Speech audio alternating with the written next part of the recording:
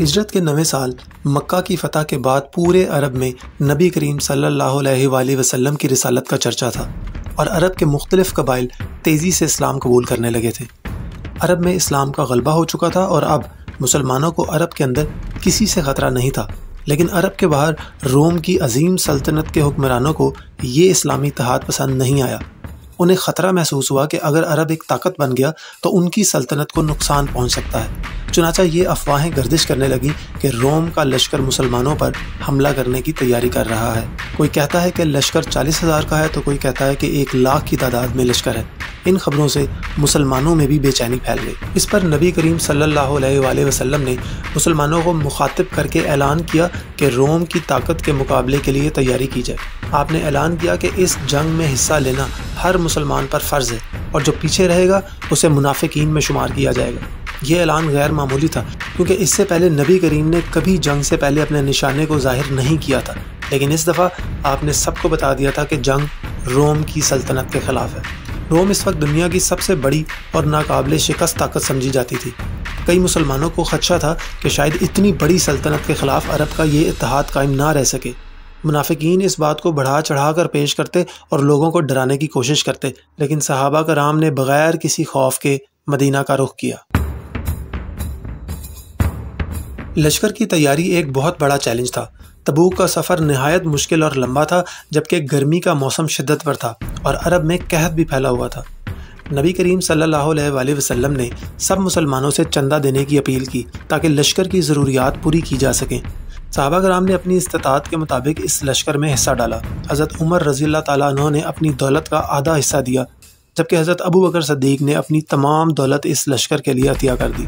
حضرت عثمان نے بھی بھرپور حصہ ڈالا۔ انہوں نے 900 اونٹ، 100 گھوڑے اور 1000 دینار عطیہ کیے۔ حضرت عبد الرحمن بن عوف رضی اللہ تعالیٰ عنہ اور دیگر صحابہ نے بھی بڑھ چڑھ کر حصہ ڈالا۔ ایک غریب صحابی نے محنت کر کے چند کھجوریں کمائی اور وہ بھی عطیہ کر دی۔ اس طرح اسلامی لشکر میں 30,000 مسلمان شامل ہو گئے، جو اس وقت عرب کی تاریخ کا سب سے بڑا لشکر تھا۔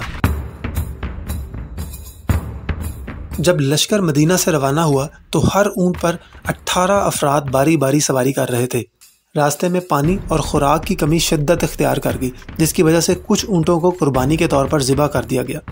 حضرت ابو ذر غفاری رضی اللہ تعالیٰ عنہ کا اونٹ بھی کمزوری کی وجہ سے پیچھے رہ گیا تو انہوں نے اسے چھوڑ کر پیدل سفر جاری رکھا۔ لشکر راستے میں سمود کے علاقے سے گزرا، جہاں قدیم عمارتیں پہاڑوں کے اندر بنی ہوئی تھیں۔ ان عمارتوں کو دیکھ کر مسلمانوں کا ایمان مزید پختہ ہوا، لیکن نبی کریم نے انہیں اس علاقے کے پانی کو استعمال کرنے سے منع کیا۔ تقریباً 15 دن کے طویل سفر کے بعد اسلامی لشکر تبوک پہنچا۔ تبوک روم کی عیسائی ریاست کے دل میں تھا، یعنی مسلمان اپنے علاقے کو چھوڑ کر دشمن کے مرکز میں پہنچ چکے تھے، لیکن حیرت کی بات یہ تھی کہ روم کا کوئی لشکر ان کے مقابلے کے لیے موجود نہیں تھا۔ مسلمانوں نے تبوک میں اپنی صفیں بنائیں اور روم کے لشکر کا انتظار کیا، لیکن کوئی بھی لڑائی کے لیے نہ آیا۔ بعض روایات کے مطابق روم کا لشکر مسلمانوں کے بڑے لشکر سے خوفزدہ ہو کر پیچھے ہٹ گیا تھا، جبکہ کچھ علماء کا خیال ہے کہ اصل میں کوئی لشکر نہیں تھا اور یہ سب افواہیں تھیں۔ اس واقعے کے بعد عرب میں یہ خبر پھیل گئی کہ مسلمان دنیا کی سب سے بڑی طاقت روم کی حدود تک پہنچ چکے ہیں اور رومی مسلمانوں کے خوف سے میدان چھوڑ گئے ہیں۔ اس جنگ کے بغیر بھی مسلمانوں کو بڑی کامیابی ملی۔ تبوک کے ارد گرد کے علاقے جو پہلے روم کے ماتحت تھے، انہوں نے جزیہ ادا کرنے اور اسلامی سلطنت کے تحت آنے کا فیصلہ کر لیا۔ مسلمانوں کو مال غنیمت کے طور پر بہت سے گھوڑے، اونٹ اور سونا حاصل ہوا۔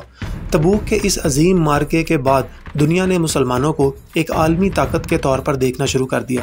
اسلامی سلطنت کے حدود روم اور فارس کی سلطنتوں سے جا ملے اور دنیا نے مسلمانوں کو سپر پاور کے طور پر تسلیم کرنا شروع کر دیا۔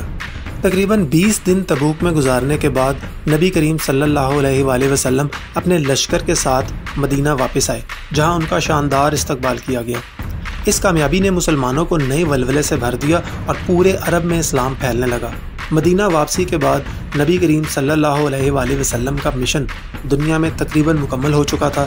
تبوک کی یہ جنگ نبی کریم کی آخری جنگ تھی اور اس کے کچھ ہی سال بعد آپ صلی اللہ علیہ وآلہ وسلم اس دنیا سے رحلت فرما گئے۔ سبسکرائب